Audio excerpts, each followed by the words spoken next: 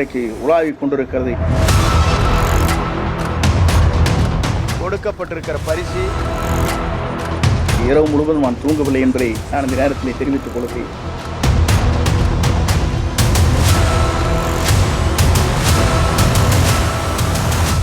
என்ன செய்ய போகிறது என்று தத்தளித்துக் கொண்டிருக்கிற நேரத்திலே தான் நமக்கு எப்பவுமே நம்மளை நம்பி வர்றவங்கள அரவணைச்சுத்தானே பழக்கம். இந்த மனவேதனை என்பது உங்களை போன்றவருக்கு நன்றாக தெரியும். புரட்சி தலைவர் எம்ஜிஆர் அவர்கள் கட்சி ஆரம்பிச்சப்போ அவர் பின்னாடி நின்னதும் தமிழ்நாட்டுடைய அரியணை அமர்த்துவதற்கு நீங்கள் தயாராக இருக்க வேண்டும். இந்த ஒரு காலகட்டம் தான் மிக முக்கியமான ஒரு காலகட்டம். 2026ஆம் ஆண்டு ஒரு புதிய அரசியல் களத்தின் புத்தாண்டு. பொறுத்திருந்து நான் பார்க்கலாம். இந்த விஜய் ஒன்னு சொன்னாத செய்யாம விட மாட்டான். நடக்கும் பாருங்க, நடக்கும்.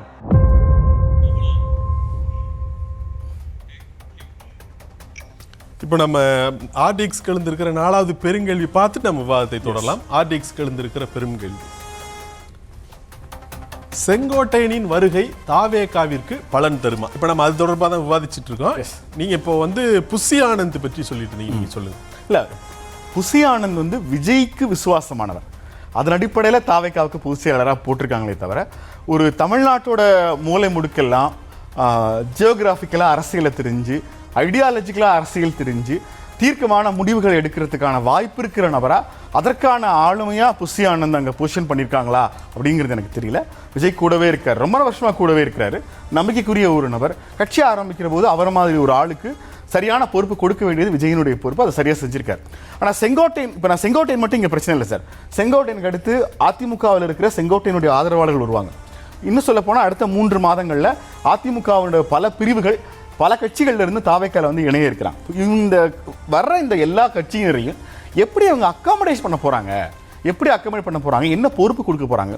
தேர்தலுக்கு நெருக்கத்தில் ஒருத்தரிடமிருந்து கட்சி பதவியை பறிப்பதும் ஒருத்தருக்கு புதிய பதவியை கொடுக்கிறதும் அவ்வளவு சரியான ஒன்றா இருக்குமான்னு எனக்கு தெரியல.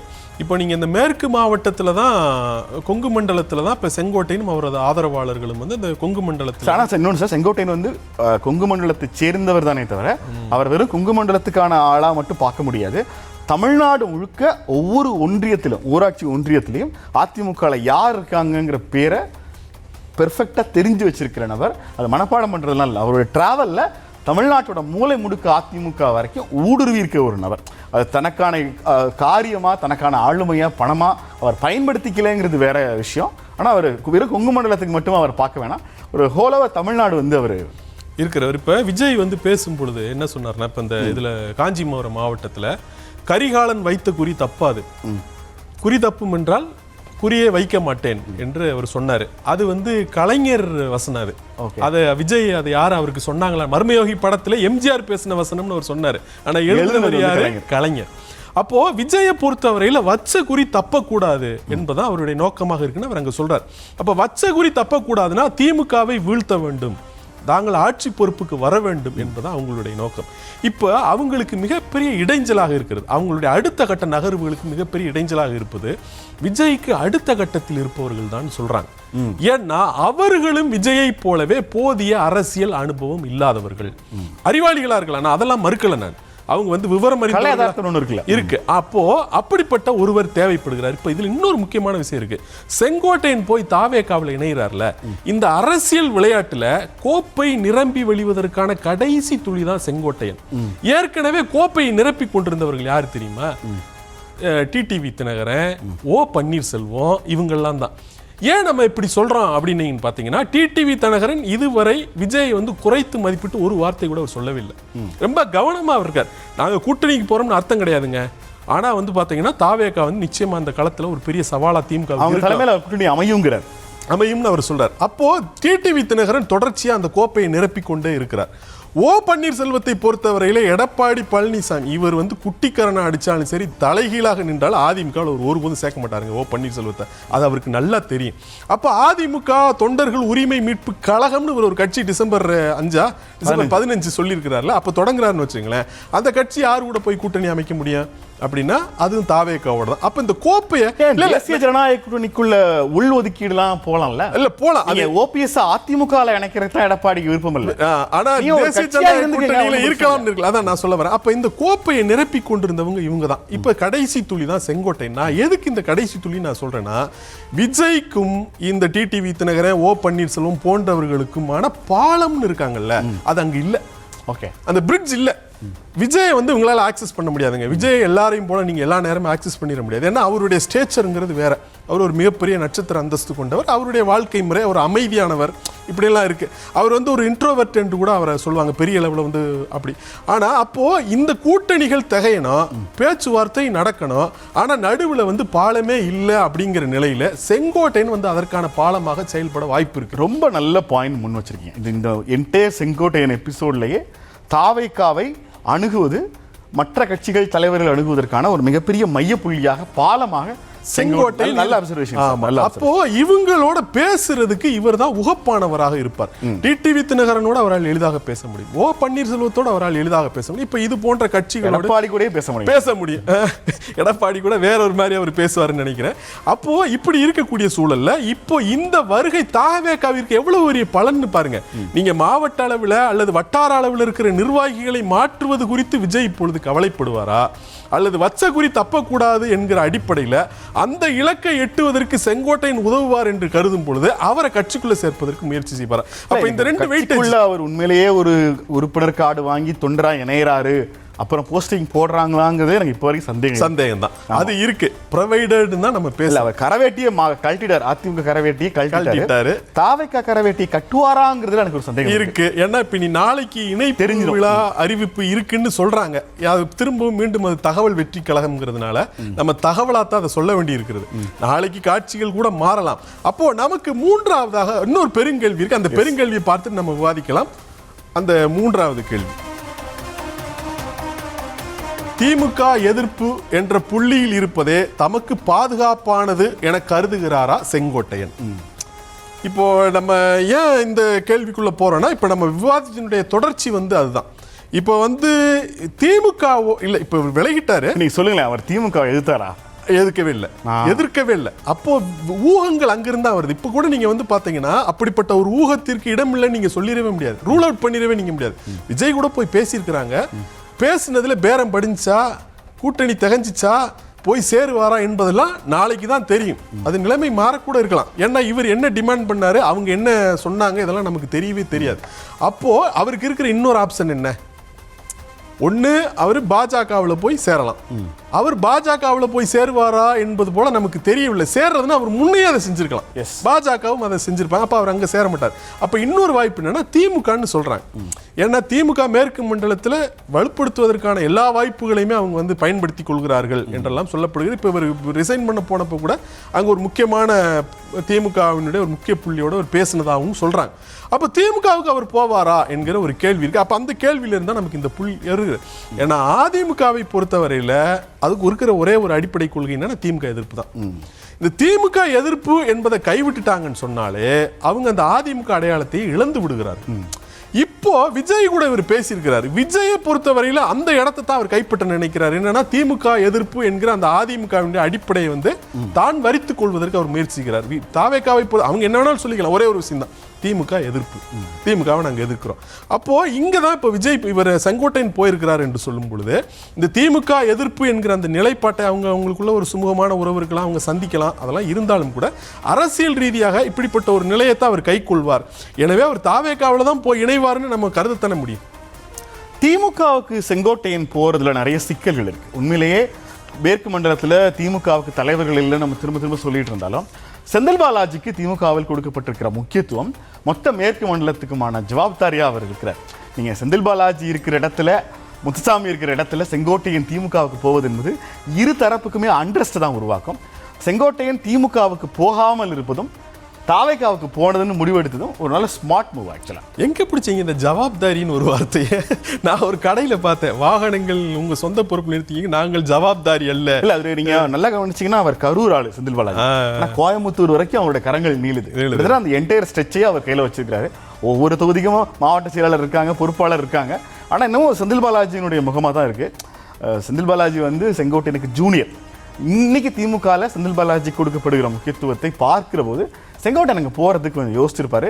செங்கோட்டையன் மாதிரியான தலைவர்கள் திமுகவுக்கு போகாம இருக்கிறதா சரியானவர். என்னன்னா இப்ப அங்க அதான் அதுல இருந்து உருவாகிறதா அந்த பார்வை, அந்த கண்ணோட்டம் எங்க இருந்து உருவாங்க. இதுல இருந்து என்னன்னா இப்போ செங்கோட்டையன் வந்து தாவேகாவில் இணைய போறாருன்னு சொன்னா அவருக்கு கிடைச்ச வெளிச்சத்தை பார்த்தீங்களா நீங்க?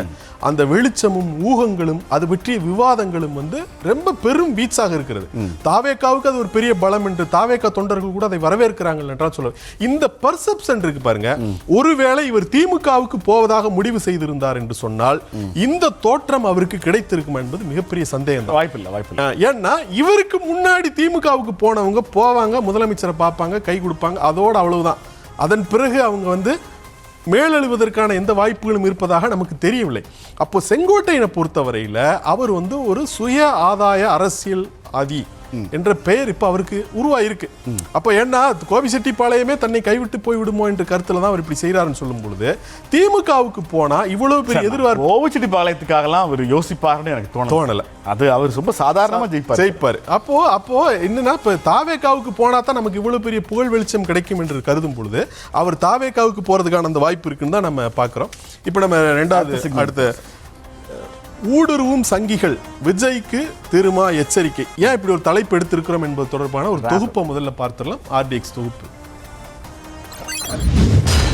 தாவேக தலைவர் விஜய் பாஜகவிடம் மிகவும் கவனமாக இருக்க வேண்டும் என எச்சரித்துள்ளார் விசிக தலைவர் திருமாவளவன். தாவேகாவில் சங் பரிவார் அமைப்பைச் சேர்ந்தவர்கள் ஊடுருவி இருப்பதாக விமர்சனங்கள் எழுந்திருப்பதாக கூறியுள்ள திருமாவளவன் அவ்வாறு ஊடுருவல்கள் நிகழ்ந்தால் அதனால் விஜயின் அரசியல் எதிர்காலமே கேள்விக்குறியாகிவிடும் என்றும் தெரிவித்திருக்கிறார். இந்நிலையில் செய்தியாளர்களுக்கு பேட்டியளித்த பாஜக மூத்த தலைவர் தமிழிசை சவுந்தரராஜனும் தாவேக விசிக உள்ளிட்ட எல்லா கட்சிகளிலும் ஊடுருவி இருப்பதாகவும் கூறியிருக்கிறார். தாவேக முதல் மாநாட்டில் பேசிய விஜய் தங்கள் கூட்டணிக்கு வருவோருக்கு ஆட்சி அதிகாரத்தில் பங்கு என்று கூறி மறைமுகமாக விசிக உள்ளிட்ட கட்சிகளுக்கு அழைப்பு விடுத்தார். அப்போது அந்த அழைப்பை ஏற்க மறுத்த திருமாவளவன் திமுகவுடனான தங்களது கொள்கை கூட்டணி தொடரும் என்று உறுதி காட்டினார். ஆனால் தற்போது மட்டும் தாவேகா மீது திருமாவளவனுக்கு அக்கறை ஏன்? பாஜகவை தனிமைப்படுத்த தாவேகாவை பாதுகாப்பது அவசியம் என நினைக்கிறாரா அல்லது வேறு ஏதேனும் அரசியல் கணக்குகள் இருக்கிறதா என்பன போன்ற கேள்விகளுக்கு விடை தேடுகிறது ஆர்டிஎக்ஸ். இப்போ நம்ம இது ஒரு ரொம்ப மிக முக்கியமான விவாதத்தினுடைய ஒரு பகுதி. அது தொடர்பாக எழுந்திருக்கிற பெரும் கேள்வி முதல்ல பார்த்துடலாம். ஆர்டிஎக்ஸ்க்கு எழுந்திருக்கிற முதல் பெரும் கேள்வி, தாவேகாவில் சங்கிகள் ஊடுருவி இருப்பதாக எதன் அடிப்படையில் கூறுகிறார் திருமாவளவன்? நீங்க சொல்லுங்க. எதனால் இப்படி ஒரு ஸ்டேட்ல அவர் சங்கிகள் ஊடுருவி இருக்காங்கங்கிறதோட அர்த்தம் நான் என்ன நினைக்கிறேன்னா தாவேகாவை கட்டுப்பாட்டுக்குள் எடுக்க நினைக்கிறார்கள். இன்ஃபில்ட்ரேட்டுங்கிறது வந்து தாவேகாவினுடைய கொள்கையெல்லாம் மாத்துறது, அதை போய் கலைச்சு போடுறது அப்படி இல்லை. தாவேகாவோட முடிவுகளை யார் எடுக்கிறதுங்கிற புள்ளியில எடுக்கப்படுகிற முடிவுகள் என்ன மாதிரியான முடிவுகள். இன்னும் சொல்ல போனா சார், நீங்க ஒரு கோர் ஆன்டி டிஎம்கே இருக்கிற இடங்கள் எல்லாத்துலேயுமே ஒரு ஆர்எஸ்எஸ் ஊடுருவல் இருக்கும். ரெண்டுமே இயல்பிலேயே எதிரெதிர் சித்தாந்தங்கள். ஒன்றை அழிக்கிறதுக்கு இன்னொன்று ட்ரை பண்ணுறது, அதுக்கு வாய்ப்பு இருக்கிற போது இந்த ஊடுருவுகள் நடக்கத்தான் செய்யும். ஆனால் இவர் செங்கோட்டையனை சொல்லலைங்கும் போது யாரை சொல்கிறாருங்கிற சந்தேகம் எனக்கு இருக்கு. இப்போ நீங்கள் இந்து முன்னணி ஆர்எஸ்எஸோட ஒரு கிளை அமைப்பு இருக்குல்ல, அவங்க தமிழகத்தில் வளர்ந்தது எப்படின்னு அவங்களே ஒரு புத்தகம் வளர்ந்தது எப்படின்னு அவங்க ஒரு புத்தகம் போட்டுக்கிட்டாங்க. அந்த புத்தகத்தில் அவங்க என்ன சொன்னாங்கன்னா, தமிழகம் வந்து உடைக்க முடியாத ஒரு கொட்டையை போல இருந்தது, டஃப் நட் டு கிராக் அப்படின்னு சொல்லுவாங்கல்ல. தமிழகத்தை அவங்க சொல்றாங்க, எந்த கட்சியும் சொல்லலை. அவங்க தமிழகமே உடைக்க முடியாத ஒரு கொட்டையை போல இருந்தது. அதை எப்படி உடைச்சோம் அப்படின்னா, கோயில்கள் வழியாக நாங்க போனோம், பக்தர்கள் வழியாக நாங்க போனோம் அப்படின்னு அவங்க அதை விரிவாக எழுதியிருக்கிறாங்க. அப்போ தமிழ்நாடு உடைக்க முடியாத ஒரு கொட்டையாக இருந்த தமிழ்நாட்டை அவர்கள் உடைத்து விட்டார்கள். உடைச்சிட்டாங்க என்று அவங்க நம்புவதற்கான பல்வேறு வாய்ப்புகள் நமக்கு இருக்கு, பல்வேறு காரணிகள் இருக்கு.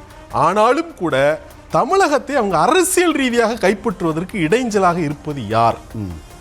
இந்த கேள்விக்கு குழந்தைகிட்ட கேட்டால் நீங்க சொல்லிடும் எவ்வளவு வெறுப்பு கொண்டவர்களாக இருந்தாலும் சொல்லி விடுவார்கள் திமுக தான். திமுக மீது உங்களுக்கு எவ்வளவு விமர்சனங்கள் வேண்டுமானாலும் இருக்கலாம். ஆனாலும் கூட இந்த தமிழக அரசியலை பாஜக, RSS இந்த இந்துத்துவ சக்திகள் கைப்பற்ற முடியாமல் இருப்பதற்கு ஒரே ஒரு காரணம் திமுக தாங்க. அது நீங்க எவ்வளவு விமர்சனங்கள் இருந்தாலும் இந்த உண்மையை மறுக்க முடியாது.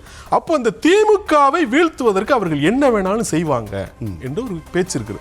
எம்ஜிஆர் கட்சி தொடங்கிய போது இப்போது விஜய் வந்து தன்னில் ஒரு புதிய எம்ஜிஆரை பார்க்கிறார், தாவேகாவில் ஒரு புதிய அதிமுகவை பார்க்கிறார்னு சொல்ற பாருங்க. அந்த எம்ஜிஆர் அதிமுகவை தொடங்கிய பொழுது டெல்லி அரசியல்வாதிகளினுடைய செல்வாக்கு இருக்கிறது பின்னணியில் என்றெல்லாம் சொல்லப்பட்டது உண்டு. ஏன்னா அந்த திமுக என்கிற அந்த ஹார்ட் கோர் அந்த பார்ட்டிக்கு மாறாக அதை வந்து ஒரு நெகிழ்வான ஒரு வடிவத்துக்கு மாற்றணும். அந்த நெகிழ்வான வடிவத்திற்கு மாற்றித்தான் இதை வீழ்த்த முடியும் என்பதற்காக ஒரு இடைநிலை ஏற்பாடாக எம்ஜிஆர் அதிமுகவும் வந்தது என்ற ஒரு விமர்சனம் உண்டு. அது போலத்தான் நீங்க அவங்க பிளான் சக்சஸ் ஆயிடுச்சாங்கிற விவாதங்கள் 2026 தேர்தலுக்கு பிறகு நமக்கு காத்திருக்கும் என்று நான் கருதுகிறேன். அப்போ விஜய் வந்து இப்படி வரும்பொழுது இவரே கூட இப்படிப்பட்ட ஒரு சக்தி தான். அவர் கொள்கைன்னு எதை வேணாலும் சொல்லிக்கலாம், ஆனால் அவரே அப்படிப்பட்ட ஒரு சக்தி தான் என்று. அது மட்டும் இல்லாம திருமாவளவன் இப்படி சொல்வதற்கு பல்வேறு காரணங்கள். இப்ப என்ன சொன்னார் திருமாவளவன் பார்த்துடலாம். திருமாவளவனோட வீடியோ ப்ளீஸ். நண்பர் விஜய் அவர்கள் மிகவும் பாஜகவிடம் மிகவும் கவனமாக இருக்க வேண்டும். அவருடைய கட்சிகளில் சங்கிகள் அல்லது சங்க பரிவார அமைப்புகளை சார்ந்தவர்கள் ஏற்கனவே ஊடுருவி இருக்கிறார்கள் என்கிற விமர்சனங்கள் இருக்கின்றன. மேலும் மேலும் ஊடுருவல்கள் நிகழ்ந்தால் அவருடைய அரசியல் என்பது கேள்விக்குறியாக மாறும் என்பது என்னுடைய கருத்து. அவர் செங்கோட்டையனுக்கு முன்பாகவே RS ஊடுருவல் தாவேக்கால இருக்குங்கிற டோன்ல தான் சார் பேசுறாரு. அப்போ நீங்க ஏற்கனவே இந்த நிர்மல் குமார்னு ஒருத்தர் இருக்கிறாரு, அவர் அங்க இருந்து போனவர் தான். அவர் எப்படி அங்க போய் சேர்ந்தாரு, அவங்களை எப்படி சேர்த்துக்கிட்டாங்கன்னு நமக்கு தெரியல. ஆதவர்ஜுனாவே இன்னைக்கு பாஜக இயக்குறது என்கிற ஒரு குற்றச்சாட்டும் கூட இருக்கிறது. அப்ப இப்படிப்பட்ட ஒரு சூழல்ல இப்படிப்பட்ட நேரா விஜயவே பாஜக இயக்குதுன்னு சொல்லிட்டு ஒவ்வொருத்தரையா சொல்லி அது வந்து நான் சொல்ல வேண்டியதுல திருமாவளவனே ஏற்கனவே அதை சொல்லி இருக்கிறார். என்ன சொல்லி இருக்கிறார்னா, ஏன் அதை அவர் சொல்லும் பொழுது அதனுடைய பொருள் நாம தெளிவா புரிந்து கொள்ள வேண்டும். ஒருவர் தன்னை பற்றி என்ன நினைக்கிறார் என்பதை வைத்து அவரை வந்து சமுதாயம் மதிப்பிடுவதில்லை. மாறாக ஒருவருடைய செயல்கள் என்ன விளைவுகளை தருகிறதோ அதுல இருந்தா மதிப்பிடுவாங்க. ஒருத்தரை வந்து தான் வந்து திருடன் இல்லைன்னு நினச்சிக்கிட்டதுனால ஒரு திருடனை வந்து சமூகம் அப்படி இல்லைன்னு முடிவு கட்டிடாதுல்ல, அது போன்ற ஒரு நிலை தான். அப்போ ஒருவருடைய செயல்கள் என்ன விளைவுகளை தருகிறது என்கிற அடிப்படையில் திருமாவளவன் ஏற்கனவே இப்படி ஒரு விமர்சனத்தை முன் வச்சிருக்காரு. உங்களுடைய அரசியல் போக்கு என்பது நீங்க பாஜகவை கொள்கை எதிரி என்று சொல்லிக் கொண்டாலும் கூட அரசியல் ரீதியாக பாஜகவிற்கு உதவுவதற்குத்தான் வழிவகுக்கும் என்று அவர் ஏற்கனவே எச்சரிச்சிருக்கிறார். அப்போ இப்போ வந்து பாத்தீங்கன்னா செங்கோட்டையன் போகும்போது இந்த வார்த்தையை சொல்றாரு. நீ இந்த கேள்வி எப்போ உங்களுக்கு தாவேக்கா மேல அவ்வளவு அக்கறை இருந்தா நீங்க போய் தாவேக்காவுக்கு ஆறுதல் சொல்ல வேண்டியது. ஆமா, அது போக மாட்டேன்றீங்கிறது மட்டுமல்ல, ஆட்சி அதிகாரத்தில் பங்கு என்று அழைத்த போதும் கூட ஏன் அவர் போகல? இப்ப நீங்க திமுகவில் 2026 எங்களுக்கு அப்படி ஒரு நிபந்தனை இல்லைன்ட்டார் திருமாவளவன். எப்படின்னா ஆட்சி அதிகாரத்தில் பங்கு என்கிற அந்த கருத்து எங்களுக்கு இருக்க 2026 தேர்தலுக்கு நாங்கள் அது ஒரு நிபந்தனையாக முன்வைக்கலன்ட்டார். ஆனா விஜய் என்ன சொல்லி அழைப்பு விடுறாரு? ஆட்சி அதிகாரத்தில் பங்குண்டு வாங்க என்று அழைப்பு விடுகிறார். அப்ப திருமாவளவன் போகல. அதுல இருந்து நீங்க மிக முக்கியமாக அவங்க ஆதாயம் கருதல. இப்ப திருமாவளவன் ஆதாயத்தை கறி இருந்தாருன்னா போலாம்ல, அங்க ஒரு 4 அமைச்சர் கிடைச்சிருப்பாங்க, இன்னும் 10 சீட்டு சேர்த்து வாங்கலாம்னு போயிருக்கலாம். அப்போ ஒரு ஆதாயம் கருதல. ஆதாயம் கருதாம ஏன் இந்த முடிவு எடுத்தேன்றது ஒரு விளக்கம் சொல்றாரு. அது நாம் ஏற்கனவே சொன்ன விளக்கம் தான். தமிழ்நாட்டில் பாஜகவை அரசியல் ரீதியாக தமிழ்நாட்டை கைப்பற்ற விடாமல் தடுத்து கொண்டிருக்கக்கூடிய ஒரே சக்தியாக திமுக தான் இருக்கிறது. திமுகவினுடைய கரங்களை வலுப்படுத்துவதுதான் தங்களது நோக்கம்னு அவர் சொல்லிடுறார். அப்போ இந்த விஜய் வந்து அந்த பாதையிலிருந்து பிறழ்ந்து போகிறாரோ என்கிற அந்த எச்சரிக்கை அதுல இருக்குன்னு தான் நம்ம பார்க்கணும்.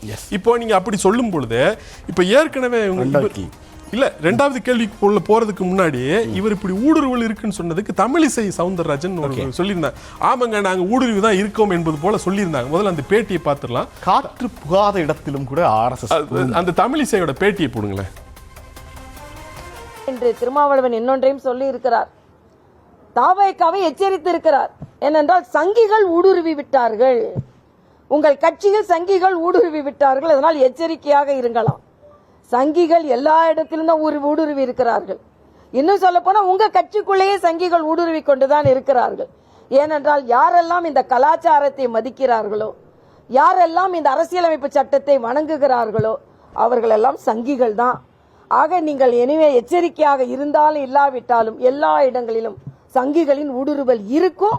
அது பாஜகவில் பெரும்பான்மையா இருக்கும். உங்க கட்சிகள் எல்லாம் ஓரளவுக்கு இருக்கும் என்பதை நீங்கள் இனிமேல் சங்கிகளின் ஊடுருவலை எங்கேயும் தடுக்க முடியாது தமிழகத்தில் என்பதை திருமாவளவன் போன்றவர்கள் புரிந்து கொள்ள வேண்டும். எப்படி இந்த பாக்குறீங்க? வெற்றிகரமான தோல்வி, தோல்விகரமான வெற்றின்னு தமிழிசையர்கள் பயன்படுத்துற சொற்றொடர்கள் மேல எனக்கு எப்பவுமே ஒரு அலாதி பிரியம் உண்டு. இப்ப சங்கிக்கு அவங்க கொடுத்திருக்கிற புது விளக்கம் வந்து உண்மையிலே ஆச்சரியப்படுது. அதுல நம்ம ரொம்ப கூர்மையாக கவனிக்க வேண்டியது அரசியலமைப்பு சட்டத்தை வழிபடுபவர்கள். நீங்க வந்து வழி போற போக்குல ஒரு ஃப்ளோல சொல்லிருப்பாங்க. நீங்க வேற அப்படி இல்ல, வழிபடுபவர்களுக்கும் ரகுமான் சார் எல்லா பேட்டிகளையும் ஒரு மேக்னிஃபையர் கிளாஸ் வச்சு பாக்குறது, ஆழமா ஒவ்வொரு வார்த்தை எப்படி சார் அது பாருங்களேன். நீங்க வழிபடுறதுங்கிறது வேற, பின்பற்றுறது என்பது வேறங்க. நீங்க இப்ப இன்னைக்கு இந்தியா எதிர்கொள்ளக்கூடிய மிக முக்கியமான அபாயம் என்னன்னா, தலைமை தேர்தல் ஆணையரை தேர்வு செய்யற முறையை மாற்றிட்டாங்க. தேர்தல் ஆணையத்துக்கு வழக்கு போட முடியாத வழி சட்ட திருத்தம் பண்ணிட்டாங்க. இப்ப எஸ்ஐஆர் என்கிறதன் மூலமாக ஸ்பெஷல் இன்டென்சிவ் ரிஜெக்ஷன், வாக்காளர்களை நீக்கிற வேலையை அவங்க செஞ்சுட்டு இருக்காங்க. இதன் பிறகு வந்து பாத்தீங்கன்னா டீலிமிட்டேஷன், தொகுதி மறுவரையறை என்று இருக்கு, ஒரே நாடு ஒரே தேர்தல் என்று இருக்கிறது. இதன் பிறகு யூனிஃபார்ம் சிவில் கோட் என்று இருக்கிறது. அப்ப இந்த பாஜகவினுடைய போக்கு இருக்கு பாருங்க, இந்த குடியரசை கொஞ்சம் கொஞ்சமாக சிதைப்பது என்பதுதான் பாஜகவினுடைய ஒரு போக்காக இருக்கிறது. இந்த பாஜகவினுடைய போக்குக்கு எதிராக ஒரு அரசியல் நீரோட்டத்தை நீங்க உருவாக்குறீங்களா? இதுதான் இன்னைக்கு விஜயை பார்த்து இருக்கக்கூடிய மிக முக்கியமான கேள்வி. நாங்க 2026 தேர்தலை மட்டும் தாங்க பாக்குறோம், அதனால வந்து நாங்க பாஜக பற்றி எந்த கவலையும் படவில்லை. நீங்க சொல்றதுல இருக்க ஒரு சிக்கல் நான் பாக்குறது, பொதுவாகவே RSS வேதங்களை பெரிய லெவல்ல மையப்படுத்துற ஒரு இயக்கம். எல்லோரும் சமம், அனைவருக்கும் சமம்ங்கிற அடிப்படை உரிமையை செஞ்சு கொடுத்திருக்கிறது அரசியல் சாசன சட்டம். உண்மையை சொல்ல போனா இந்தியாவினுடைய கான்ஸ்டியூஷன் அரசு கொள்கைகளுக்கு முரணானது. அவங்க அதனாலதான் திருத்தணும்னு பார்த்துட்டே இருக்கிறாங்க. அவங்களே அரசியல் சாசனத்தை வழிபடுறாங்கன்னு சொல்றது வந்து நம்பவே முடியல. அதான் வழிபடுவது என்பது வேறு, பின்பற்றுவது என்பது வேறு. சிக்கல் வந்து அங்கிருந்து உருவாதான். இப்போ நீங்க மோடி வந்து அயோத்தியில கொடியேற்று விழாவில் பேசின முக்கியமான பேச்சு ஒன்று இருக்குது. இது ரொம்ப மிக முக்கியமான நாள் நான் சுட்டி காட்டுறேன். என்னன்னா, இந்தியா தான் ஜனநாயகத்தினுடைய தாயின்னு அவர் சொல்றாரு. ஜனநாயகம் ஜனித்ததே இந்தியாவில் தான் ஜனிச்சது. ஏன் அப்படின்னா, உத்தரமேரூர் கல்வெட்டுல 1ஆம் பராந்தக சோழன் காலத்துல உடவோலை முறையில் தான் உள்ளாட்சி பிரதிநிதிகள் தேர்வு செய்யப்பட்டார்கள். இந்த நாட்டை பார்த்தா நீங்க நாங்க அரசமைப்பு சட்டத்தை வேற எங்க இருந்தோ காப்பி அடிச்சுட்டு வந்தோம் நீங்க சொல்றீங்க. இந்த மெக்காலேன்னு ஒருத்தர் இருந்தாரு 1835, அவர் உருவாக்கிய அடிமை மனோநிலை தான் உங்களை இப்படி எல்லாம் சிந்திக்க தூண்டுது. அந்த அடிமை மனோநிலையிலிருந்து வெளியேற சொல்லியிருக்காரு. உத்தரமேரூர் கல்வெட்டை பத்தி அவர் பேசியிருக்கிறாரு. சிந்து சமவெளி நாகரிகத்தில் எதுவும் கிடைக்கலையான்னு தெரியல. உத்தரமேரூர் கல்வெட்டை பத்தி அவர் பேசியிருக்காரு. அப்போ இந்த பேச்சு இருக்கு பாருங்க, இந்த பேச்சில் இருந்தா நீங்க எதை பார்க்கணும்னா, தாவேகாவில் சங்கிகள் ஊடுருவி இருப்பதாக திருமாவளவன் கூறுவதனுடைய பொருள் இங்க இருந்தா வருது. ஏன்னா அவங்க அரசமைப்பு சட்டத்தை மதிக்கிறோம்னு அவங்க சொல்றாங்க. ஆனா அந்த அரசமைப்பு சட்டம் என்பது ஜனநாயகம், பல்வேறு மேலை நாடுகள்ல இந்த மாதிரி சகோதரத்துவம், சமத்துவம், அப்புறம் 3 சொல்லுவோம்ல, நம்ம பிரெஞ்சு புரட்சியினுடைய முழக்கங்களாக நம்ம சொல்லுவோம் இல்லையா, அந்த 3 முழக்கங்களை நம்ம அங்கிருந்து தான் எடுத்தோம். நமக்கு இந்த மரபிலிருந்து அது கிடைக்கல. ஏன் இந்த மரபிலிருந்து கிடைக்கலனா, சாதி முறை இருந்தது, வர்ண முறை இருந்தது, ஏற்றத்தாழ்வுகள் இருந்தது, தீண்டாமை இருந்தது. இப்படிப்பட்ட இந்த மரபிலிருந்து நமக்கு வந்து இந்த 3 முழக்கங்கள் கிடைக்கல. நமக்கு அந்த 3 முழக்கங்கள் கிடைச்சது பிரெஞ்சு புரட்சியிலிருந்து தான் கிடைச்சது. அதே போல தான் இந்த அரசமைப்பு சட்டத்தை உலகின் பல்வேறு நாடுகளினுடைய அரசமைப்பு சட்டத்தை படித்து அதை ஆராய்ந்து அதிலிருந்து தெளிவான அம்சங்களை எடுத்துக்கொண்டு தான் அவர் அரசமைப்பு சட்டத்தை அம்பேத்கர் உருவாக்கினார். அப்புறம் மெக்காலே தான் நவீன கல்வி முறை இந்தியாவிற்கு கொண்டு வந்தவர். அந்த நவீன கல்வி முறை வரலனா எல்லோருக்கும் கல்வி என்பதே சாத்தியமா இருக்காது. இல்ல, இந்தியால ஒரு கல்வி முறை இருந்துச்சு, அதுக்கு பேரு குருகுல கல்வி முறை. நீங்க அந்த குருகுல கல்வி முறையை அழிச்சு ஒழிச்சிட்டு மெக்காலே கொண்டு வந்து எல்லாருக்கும் படிக்க விட்டீங்க. அந்த எல்லாரும் ஸ்கூல்ல விட்டீங்க. அந்த குருகுலத்தில் எல்லாரும் போய் படிக்க முடியுமா? முடியாதுல்ல. படிப்பதற்கென்றே ஒரு சாதி இருந்ததுங்க. அப்படிப்பட்ட ஒரு நாட்டில் வந்து அந்த அனைவருக்குமான கல்வி முறை என்பதை உருவாக்கியது ஒப்பீட்டளவில் முன்னேற்றம். பிரிட்டிஷாருக்கு சேவகர்களை உருவாக்குவதற்குத்தான் மெக்காலே கல்வி முறை கொண்டு வரப்பட்டது என்றாலும் கூட ஏற்கனவே இங்க இருந்த நிலையில் அது ஒருபடி முன்னேற்றம். சரி, எங்க பசங்களுக்கு முதல்ல கதவை திறந்து விட்டதே மெக்காலேங்க. அப்போ நீங்க வந்து மெக்காலேவை மறுக்கிறீங்க. அரசமைப்பு சட்டம், இந்த அரசமைப்பு சட்டம் வைக்கிற மாண்புகளை நீங்க மறுக்கிறீங்க.